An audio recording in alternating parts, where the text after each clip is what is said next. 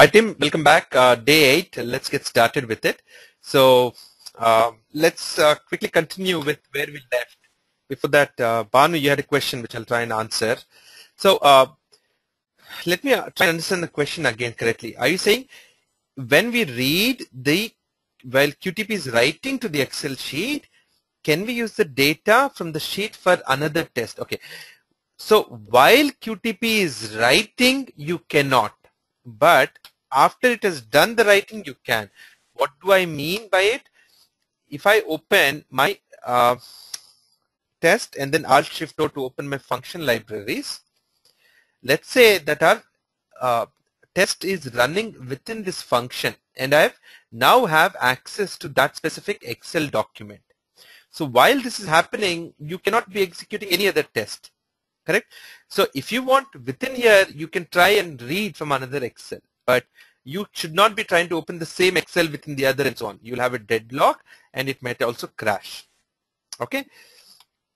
Can I find much more basic concepts? Yes, Mahesh, haven't I mentioned it in almost every class that in screencast, there are two fundamental videos on Excel read write and the functions overview.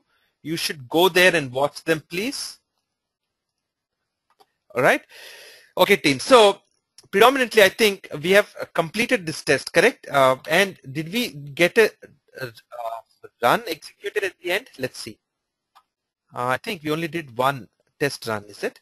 Why I didn't do the others? Anyone knows, team, why it failed for the others?